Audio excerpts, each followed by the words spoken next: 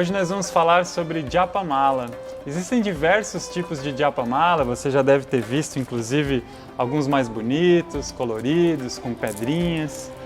Mas o Japamala que eu quero falar é justamente esse aqui, que é o Japa Rudraksha. Ele é feito com as sementes de uma árvore muito conhecida na Índia, uma árvore que para os indianos, para o povo e para as tradições deles é sagrada. Pois segundo conta a história, Shiva meditou durante 1000 anos e ele meditava com os olhos semiabertos.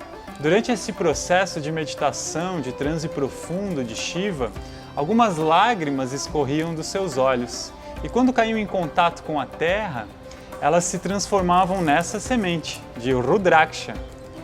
E a árvore surgiu das primeiras lágrimas de Shiva, e onde eles colhem até hoje essas sementes para utilizar tanto na medicina como na medicina ayurvédica, produzindo óleos que são essenciais, óleos terapêuticos que ajudam a acalmar o sistema nervoso, baixando níveis de pressão arterial. E, inclusive, eles acreditam na Índia que o contato dessa semente durante a prática de mantras ou a prática do yoga com o suor e a pele do praticante estimulam o desenvolvimento da consciência, ajudando esse processo de expansão.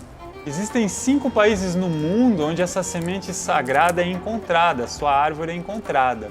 Na Índia, na Indonésia, no Nepal, na Malásia e no Tibete. E o Japamala ele é composto por 109 bolinhas ou sementes ou pedrinhas, independente do que for. Só que você vai considerar para a conta 108. 108 dessas bolinhas significam justamente um número que representa 3 vezes a tríade do hinduísmo, Brahma, Vishnu e Shiva. Quando você soma o número 1 com o número 8, com o número 9, é justamente esse número místico, digamos assim. 3 vezes o número 3, que são Brahma, Vishnu e Shiva. A pedrinha que sobra, ou o Rudraksha que sobra, representa Brahma, o Criador, o Deus máximo dentro de toda essa mitologia. E por isso que você não o conta, você deixa ele apenas aqui de forma representativa.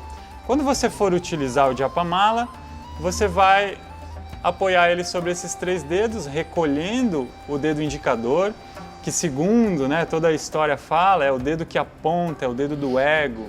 Algumas linhas, inclusive, deixam ele estendido. Mas como a gente pratica um yoga não dual, a gente acolhe esse sentimento, aceita ele, de que a gente julga às vezes, de que a gente tem um ego para lidar, e acolhe ele.